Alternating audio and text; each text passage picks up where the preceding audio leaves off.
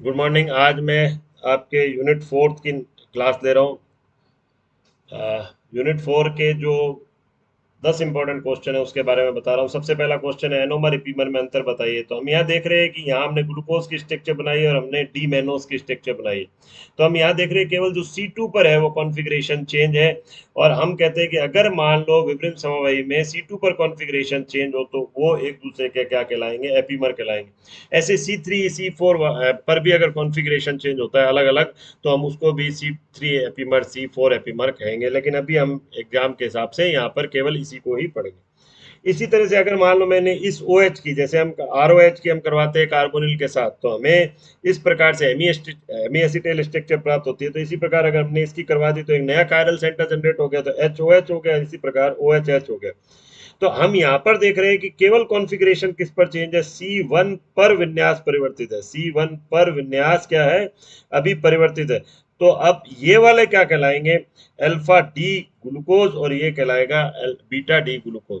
तो ये दोनों एक दूसरे के क्या होंगे, एनोमर होंगे। अब क्या होता है एनोम, अब इसी के साथ आता है परिवर्तित ध्रुवण घूर्णन।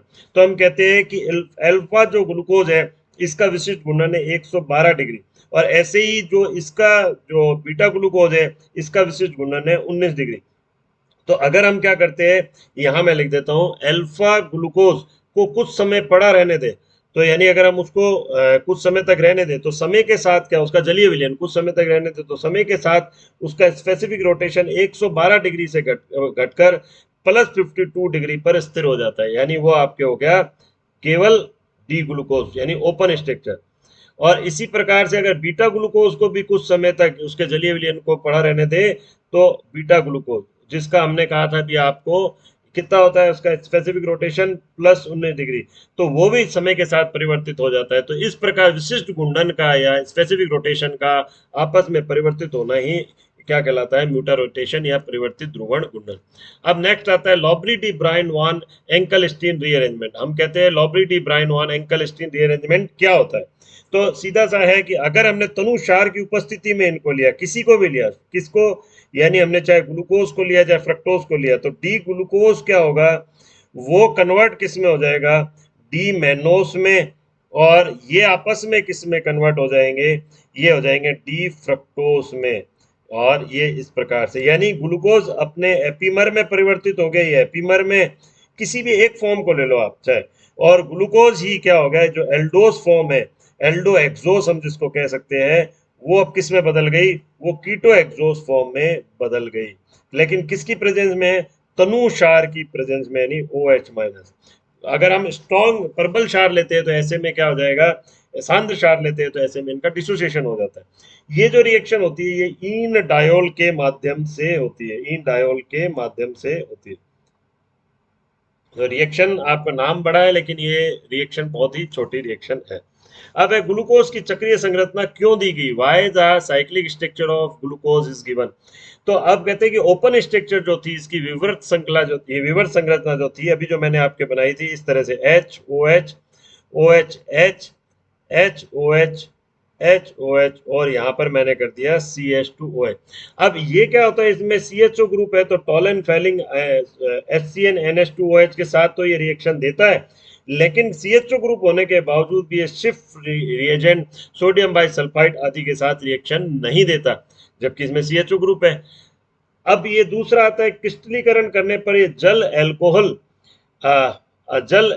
के साथ अगर हम इसका क्रिस्टलीकरण करेंगे, किसका, ग्लूकोज का, तो हमें जो एक सब्सटेंस प्राप्त होता है, रिक्रिस्टलाइज करते हैं हम, यानी कि हम उसमें डाल देते हैं ग्लूकोज को, किसमें, जल एल्कोहल में, और अगर हम वापस से हम उसको रिक्रिस्टलाइज करते हैं तो उसका जो मेल्टिंग पॉइंट होता है 146 डिग्री प्राप्त होता है, और उसका स्पेसिफिक रोटेशन 112 होता है। और इसी प्रकार से अगर हमने क्या कर दिया, अगर हमने उसको अगर हम चेंज कर देते हैं, यानी क्या करते हैं, पिरिडीन ले लेते हैं माध्यम, तो हमें उसका स्पेसिफिक रोटेशन 148 से 150 डिग्री तक प्राप्त होता है। ये सॉरी, इसका मेल्टिंग पॉइंट, ये मेल्टिंग पॉइंट लिखे हमने, मेल्टिंग पॉइंट है, और स्पेसिफिक रोटेशन जो है वो 19 डिग्री तक प्राप्त होता है। तो इसका मतलब ग्लूकोज जो है वो कहीं ना कहीं दो रूपों में पाया जाता है। इसके अलावा वो परिवर्तित ध्रुवण कुंडन दर्शाता है, उसका जो ताजा बना विलयन है परिवर्तित ध्रुवण कुंडन, यानी कि वो एक उसका स्पेसिफिक रोटेशन जो है वो समय के साथ परिवर्तित हो जाता है। HCl मिथेनॉल से करने पर वो मेथिल ग्लूकोसाइड बनाता है, जो कि ना तो HCN ना तो HCN, ना NH2OH, ना सोडियम बाइसल्फाइड, ना स्ट्रिप रिएजेंट, यानी किसी के साथ भी रिएक्शन नहीं करता। इसका मतलब क्या हो गया, ग्लूकोज जो है वो हेमी एसिटेल फॉर्म के अंदर है, ना कि ओपन स्ट्रक्चर के अंदर, यानी इस फॉर्म के अंदर है।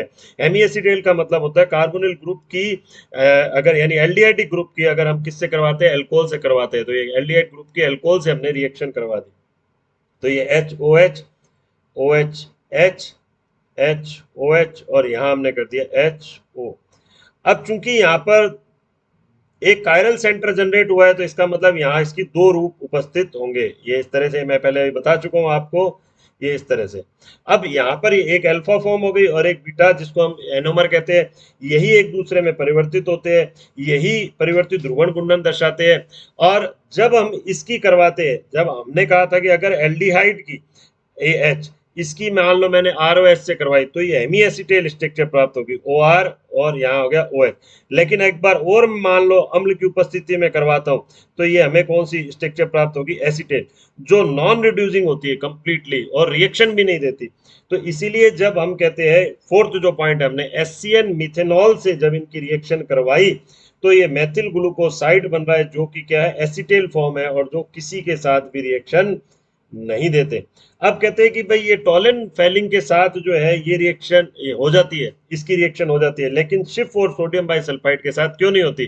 तो उसका सिंपल सा कारण है, Tollens Fehling HCN NH2OH strong होते हैं इनकी तुलना में, इसलिए इसको तोड़कर वो किस में बदल देते हैं, ओपन फॉर्म में बदल देते हैं, और ओपन के साथ यानी इस फॉर्म में बदल देते हैं, उसके साथ रिएक्शन कर लेते हैं। लेकिन shift sodium bisulphide weaker reagent होने की वजह से इसको ओपन स्ट्रक्चर में बदल नहीं पाते। और जब हम इसकी रिएक्शन किसके साथ करवा देते हैं, HCl और मिथेनॉल से, तो यहाँ OH की जगह क्या आ जाता है, OCH3 समूह आ जाता है, जिससे ये क्या हो जाते हैं, ये OCH3 समूह आ जाता है, जिससे ये एसिटेल फॉर्म में परिवर्तित हो जाते हैं, और अब ये किसी के साथ भी रिएक्शन नहीं करते। पायरेनोस या वलय संरचना, फ्यूरेनोस या हावर्ड संरचना, ये मैंने यहाँ ही लिख रखी है। बहुत सिंपल सी बात है कि हमें क्या करना होता है, हमसे पूछी जा सकती है। जैसे मान लो मैंने एक बार वापस से मैं बनाता हूँ ग्लूकोज की स्ट्रक्चर, OH,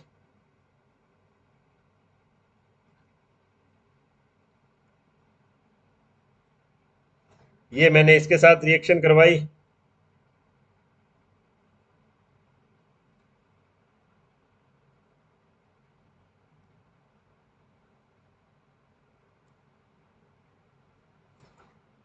अब यहाँ हमें पता है ये अल्फा और बीटा दो फॉर्म हो सकती है इसमें, एक में OH इधर की तरफ होगा। अब हम क्या कर रहे हैं इसमें, अब हम क्या कर रहे हैं कि इसकी इसमें हम दो चेंज करवा रहे हैं, कायरल सेंटर यहाँ पर दो चेंज करवा रहे हैं। अच्छा, यहाँ पायरेनोस संरचना पूछ सकता है, वलय संरचना पूछ सकता है, हावर्ड संरचना पूछ सकता है। फ्यूरेनोस जो होती है वो जनरली आपके किसकी होती है, फ्रक्टोज के लिए होती है, क्योंकि वो 5 मेंबर रिंग के रूप में रहता है। और पायरेनोस जो होगी वो आपके ग्लूकोज के लिए होगी और गैलेक्टोज के लिए होगी। अब यहाँ पर क्या होगा, ये हमको कायरल सेंटर में दो चेंज करवाने पड़ेंगे, एक तो ये और एक ये। दो चेंज करवाने पर क्या होता है, सिमिलर स्ट्रक्चर प्राप्त होती है। तो मैं एक बार इस अल्फा ग्लूकोज की ही बना रहा हूँ, HOH, OH, HOH। एक चेंज में तो क्या आया, O इधर आया, CH2OH इधर चला गया, और एक में आपस में बदल गया। यानी आपने क्या कर दिया, CH2OH, ये H और ये O, ये इस तरह से बना लिया। अब इसमें ये अल्फा ग्लूकोज है, तो अब इसको हम किससे कर रहे हैं, पायरेन से तुलना करके इसकी पायरेनोस स्ट्रक्चर बना रहे हैं। तो लेफ्ट हैंड साइड वाले ऊपर रखेंगे, देख लीजिए हम लेफ्ट हैंड साइड वाले HHOH और CH2OH, और राइट हैंड साइड वाले नीचे की तरफ रखेंगे, OH और H, ये रहा इस तरह से। ऐसे ही फ्यूरेन की बनाते हैं, तो उसमें हम इस प्रकार से लेंगे, CH2O CO, इस प्रकार से होती है फ्रक्टोज की संरचना, OH, HOH और CH2OH। इसको इसके साथ कंबाइन करते हैं, इसमें भी अल्फा और बीटा फॉर्म प्राप्त होती है, और 5 मेंबर रिंग प्राप्त होगी। दो चेंज करने पड़ेंगे आपको, और इस तरह से आपको बनानी पड़ेगी। हावर्थ स्ट्रक्चर ये कहलाती है, ये इसकी पायरेनोस होती है, इसकी फ्यूरेनोस होती है फ्रक्टोज की। अब ग्लूकोज का फ्रक्टोज में परिवर्तन एवं विपरीत, ये भी अच्छा क्वेश्चन में से आता है। यानी ग्लूकोज को किस तरह से फ्रक्टोज में बदलोगे और फ्रक्टोज को किस तरह से ग्लूकोज में। मैंने लिख रखी है रिएक्शन। सबसे पहले ग्लूकोज की 3 मोल फेनिल हाइड्रोजन के साथ करवाई, तो हमारे ये इस प्रकार से, यानी हमने क्या करा, CHO, HOH, OH, H, HOH, HOH और CH2OH करा है। तो हमने इसको पूरे को हमने क्या कर दिया, यानी दो तक ही हमने लिया ना, R ले लिया। क्यों? क्योंकि हमें पता है फ्रक्टोज की स्ट्रक्चर क्या होती है, वो इस प्रकार से होती है, ये CO और यहाँ पर हमने कह दिया OH, HOH, HOH और ये CH2OH, ये भी R है। आप देख सकते हो कि सिमिलर स्ट्रक्चर है। तो बस हमने ओसाजोन 3 मोल फेनिल हाइड्रोजन के साथ करवाई तो पहले दो पर आ जाता है, ये ओसाजोन का निर्माण होता है। डेल्यूट HCl से करवाया तो ये अलग हो गया, यानी वाटर के साथ करवाया तो एक तरह से OH2 आ गया, और यहाँ पर भी OH2 आ गया। ये इस तरह से बन गया। यहाँ पर ZnACOH से करवाया, यानी कि हमने एक तरह से इसका रिडक्शन करवाया, ये रहा। तो इस वाले ग्रुप को CH2OH CO आ गया, यानी हमें फ्रक्टोज मिल गया। इसी प्रकार से फ्रक्टोज हमने लिया, उसका अपचयन करवाया तो हमें इस वाले का हुआ अपचयन, तो HOH आ गया। तो यहाँ चूंकि कायरल सेंटर जनरेट हुआ, जब हमने इसकी करवाया अपचयन तो हमारे पास क्या हुआ, कायरल सेंटर जनरेट हुआ, HOH भी हो गया और OH भी हो गया। दो तरह की संरचना हमें प्राप्त हो गई। ये CH2OH की हम इस तरह से करवा रहे, ये R और ये CH2OH। अब ये सार्बिटॉल हुआ, एक मैनिटॉल हुआ, इसकी हम आगे रिएक्शन करवाते हैं। जब ऑक्सीकरण करवाया तो पहले इस ग्रुप का COH में हो गया, ये वैसे ही हमने लिखा है HOH, और ये रहा, ये ग्लूकोनिक अम्ल बना, ग्लूकोनिक हो गया, ऐसे मेनोनिक अम्ल भी हो गया। गर्म करने पर ये लैक्टोन का निर्माण हो गया। लैक्टोन को फिर बाद में हमने सोडियम Hg के साथ अपचयन करवाया तो एक H इधर चला गया, एक H इधर, एक H इधर की तरफ और एक H इधर की तरफ आ गया। तो ये आपके पास हो गया CHOH हो गया। तो ये आपके बन गया ग्लूकोज की स्ट्रक्चर। ये मैं पहले आपको बता चुका हूँ। इरिथ्रोथ्रियो समावयवी क्या होते हैं, हमें ये पता है कि अगर ऑप्टिकल आइसोमर, अगर मान लो 2 की पावर n n अगर असिमेट्रिक कायरल सेंटर हो तो 2 की पावर n प्रकाशिक समावयवी होंगे। जैसे यहाँ पर 2 कायरल सेंटर है तो 2 की पावर 2 यानी 4 आइसोमर होंगे। एक में Cl दोनों में इधर है अपोजिट में, और एक में Cl अपोजिट डायरेक्शन में। हमें पता है एक ये फर्स्ट और सेकंड एक दूसरे के क्या है, एनेंशियोमर है, एनेंशियोमर। और थर्ड और फोर्थ भी एक दूसरे के क्या है, एनेंशियोमर। लेकिन अब हम बात करते हैं ये फर्स्ट और थर्ड, फर्स्ट और फोर्थ, सेकंड और थर्ड, सेकंड और फोर्थ, ये एक दूसरे के मिरर इमेज नहीं है। तो ये क्या हो जाएंगे, डायास्टीरियोमर है, यानी हम क्या बोल देंगे, विवरिम समावयवी। ये हमने लिख रखा है डायस्ट्रियमर विवरिम समावयवी। तो अब ये जो इरिथ्रो युग्म क्या होता है, यानी कि क्या होते हैं, हम यहाँ पर यूं कह सकते हैं कि यानी enantiomeric pair in which similar group on present on similar side, यानी कि दर्पण प्रतिबिंब युग्म जहां पर समान समूह समान तरफ हो तो उसको हम क्या बोलेंगे, इरिथ्रो युग्म बोलेंगे। ऐसे ही समान समूह अगर विपरीत दिशा में तो उसको थ्रियो युग्म बोलेंगे। इरिथ्रो और थ्रियो एक दूसरे के क्या होंगे, डायस्ट्रियोमर होंगे। लेकिन अगर मान लो मैंने ये यूं लिख दिया HOH, क्योंकि ग्लूकोज या फ्रक्टोज इनमें क्या होता है, एक तरफ CHO ग्रुप होता है और पॉलीहाइड्रोक्सी एल्डिहाइड पॉलीहाइड्रोक्सी कीटोन होते हैं। तो एक तरफ CHO है, एक तरफ CH2OH हुआ और OHOH हुआ। तो ग्लूकोज और फ्रक्टोज के लिए, सॉरी, कार्बोहाइड्रेट के लिए, कार्बोहाइड्रेट के लिए इरिथ्रो और थ्रियो की जगह इरिथ्रोज और थ्रियोज टर्म यूज किया जाता है। ओस आ जाता है पीछे, क्योंकि जैसे ग्लूकोज, फ्रक्टोज, माल्टोज, गैलेक्टोज। तो क्यों, ये कार्बोहाइड्रेट में क्या होते हैं, पॉलीहाइड्रोक्सी एल्डिहाइड पॉलीहाइड्रोक्सी कीटोन होते हैं। तो ये आपके कौन सा हो गया, ये इरिथ्रोज हो गया। और अगर मान लो मैं यूं लिखता हूं इसको, OH को HH और ये CHO और ये CH2OH, तो इसको बोलेंगे थ्रियोज। ऐसे हम दूसरा इसका मिरर इमेज बना लेंगे, ऐसे इसकी मिरर इमेज बना लेंगे। अब सुक्रोज या प्रतीप शर्करा क्या होता है, हमें पता है कि जो सुक्रोज जो होता है वो ग्लूकोज, सुक्रोज या प्रतीप, सुक्रोज लिखा हुआ है, प्रतीप शर्करा लिखा है, यानी इन्वर्ट शुगर लिखा है। हमें पता है ग्लूकोज जो होता है, सॉरी, सुक्रोज जो होता है वो ग्लूकोज और फ्रक्टोज से मिलकर बना हुआ होता है। तो C12H2211 इसका ऑप्टिकल रोटेशन होता है +66 डिग्री। अगर हमने क्या करा, इन्वर्टेज एंजाइम की उपस्थिति या प्रोटॉन की उपस्थिति में लिया, अम्ल की उपस्थिति में लिया, तो हमें डी ग्लूकोज और डी माइनस फ्रक्टोज प्राप्त हो रहा है। इसका स्पेसिफिक रोटेशन है +52 डिग्री, इसका है -92 डिग्री। इनका अगर कंबाइंड रूप से देखें तो -40 डिग्री इसका स्पेसिफिक रोटेशन है, और इसका है +66 डिग्री। तो इस प्रकार इसका जलीय विलय लेने पर जो स्पेसिफिक रोटेशन पहले इस डायरेक्शन में था, यानी कि +66 दाई तरफ था, अब वो -40 बाई तरफ हो गया। तो ये जो मिक्सचर होता है, ये इक्विमोलर मिक्सचर जो है, यही कहलाता है इन्वर्ट शुगर। कई किताबों में इसी सुक्रोज को इन्वर्ट शुगर कह देते हैं, परंतु वास्तव में जो है एनसीईआरटी के हिसाब से ये इनका जो इक्विमोलर मिक्सचर है उसी को इन्वर्ट शुगर कहा जाता है, यानी प्रतीप शर्करा कहा जाता है। ग्लूकोज और फ्रक्टोज को हमने बताया है ये किस प्रकार की संरचना होती है। अब ये एक आता है एल्डोस की श्रृंखला वृद्धि, वो किस प्रकार से होती है, ये यानी कि चेन लेंथनिंग ऑफ एल्डोस। ये भी आपसे ये भी पूछा जा सकता है, एल्डो पेंटोस से एल्डो हेक्सोस बनाओ, यानी 5 मेंबर रिंग से 5 मेंबर, जिसमें एल्डिहाइड समूह हो, 6 मेंबर जिसमें एल्डिहाइड हो, वो बनाओ। तो एल्डो पेंटोस से एल्डो एक्सोस बनाने के लिए ये हमने लिया है डी अराबिनोस, ये रहा एल्डोस लिया। हमें पता है कार्बोनिल की जब एससीएन से करवाते हैं तो इधर आ जाता है ओ एच आ जाता है और सीएन आ जाता है, तो हमने ये रहा एससीएन से करवाई, तो ये एक बढ़ गया ना यहाँ पर, यानी यहाँ पर आ गया एच, ओ एच और सी एन, तो एक यहाँ एक नया कायरल सेंटर जनरेट हो गया। S3O से करवाए तो ये सी एन जो होता है वो सी ओ एच में बदल देता है, वही कायरल सेंटर है यहाँ पर। और फिर इसका हमने क्या करवाया, गर्म करा, तो वही लैक्टोन बनता है जो हम पहले बता चुके हैं वही, और फिर वापस रिडक्शन कराने पर डी ग्लूकोज और डी मैनोस का प्राप्त होता है।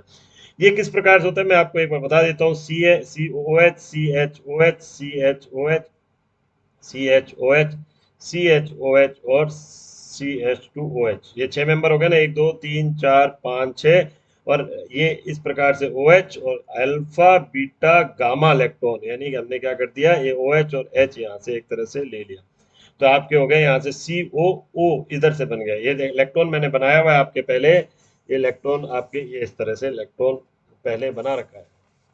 इलेक्ट्रॉन शायद इसमें नहीं होगा आपके, ये रहा इलेक्ट्रॉन, ये रहा सी ओ, यानी सी ओ सी एच ओ, ये रहा यहाँ पर सी ओ और ये सी एच ओ, ये आपको बताया। ये एच टू ओ निकल गया ना, यहाँ से एच टू ओ निकल गया, तो गामा इलेक्ट्रॉन आपके बन गया, ये हो गया। अब आप क्या आता है 9वां नंबर, कार्बोहाइड्रेट का वर्गीकरण कीजिए। सिंपल सा है कार्बोहाइड्रेट का वर्गीकरण, ये शर्करा और अशर्करा में किया जाता है। शर्करा मीठे क्रिस्टलीय जल में विलय मध्यवर्ती अणु भार वाले होते हैं, अशर्करा यानी पॉलीसेकेराइड होते हैं, स्वादहीन होते हैं, अक्रिस्टलीय होते हैं, जल में लगभग अविलय होते हैं, उच्च अणु भार वाले होते हैं। स्टार्च और सेलुलोज इसका एग्जाम्पल है।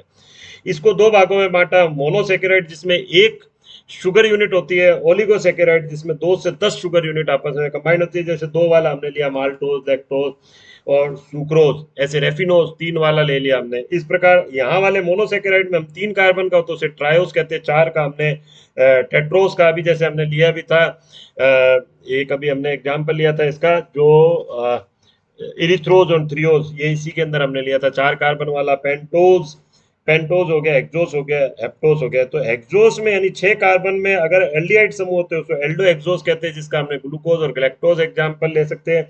और अगर उसमें कीटोनिक ग्रुप होता है तो उसे कीटो एक्सोस कहते हैं, जिसका फ्रक्टोज एग्जाम्पल ले सकते हैं। एक शर्करा का भी क्लासिफिकेशन होता है, 2 प्रकार से बांटते हैं, अपचायक और अनपचायक, यानी रिड्यूसिंग नॉन रिड्यूसिंग।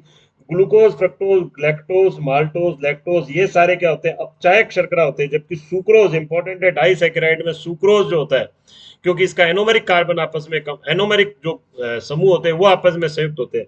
तो यहाँ पर क्या होता है, ये जो होता है ये अनअपचायक होता है, यानी फेलिंग टॉलेंट बेनेडिक्ट सॉल्यूशन कोई अपचित नहीं करता है। इसी प्रकार मेथिल ग्लूकोसाइड, मेथिल फ्रक्टोसाइड, ये क्यों, क्योंकि ये एसिटेल और कीटेल फॉर्म में परिवर्तित होती है। एसिटेल फॉर्म होता है और ये अभी आपको एसिटेल बताया था, ये कीटेल फॉर्म होते हैं। तो ये क्या होते हैं, ये अनअपचायक होते हैं। तो आपसे ये भी क्लासिफिकेशन पूछा जा सकता है। लास्ट आता है आपका स्टार्च की संरचना। संरचना में संभवतः आपसे पूरी स्ट्रक्चर ना पूछे और फिर भी आपको जो है पूरी डिटेल में बताई जा चुकी है पहले। ये 2 भागों में बांट सकते हैं, एमाइलोज एमाइलोपेक्टिन में। एमाइलोज जो होता है वो वाटर सोल्यूबल होता है, एमाइलोपेक्टिन वाटर इनसोल्यूबल होता है। 15 से 20% भाग स्टार्च का बनाता है, जबकि ये क्या होता है 85% बनाता है। ये केवल अल्फा ग्लूकोज आपस में जुड़े होते हैं और उनके बीच में C1 और C4 यानी कि पहली पोजीशन और एक ग्लूकोज की पहली पोजीशन, यूं इस तरह से, यानी कि आपने यूं इस तरह से लिया। मैं अभी ग्रुप नहीं बना रहा इसमें, एक ग्लूकोज की पहली और यानी 1 2 3 4, और यहाँ पर ये 1 पोजीशन, पहली और 4th पोजीशन आपस में जुड़ी होती है। और इसमें एमाइलोपेक्टिन में ना केवल C1 C4 होता है बल्कि C1 6 6 भी होता है, यानी ये 6 पोजीशन यहाँ जो CH2OH होता है वो आप किससे जुड़ा होगा, अगले ग्लूकोज की 1 पोजीशन से, यानी ये C1 वाले से जुड़ा होगा और ये C6 पोजीशन हो गई। तो ये आपके एमाइलोपेक्टिन होती है। ये जटिल संरचना इस प्रकार से होती है। तो आज के लिए इतना ही लेंगे और लास्ट जो आपकी यूनिट है ऑर्गेनिक की वो अगले वीडियो में बताएंगे।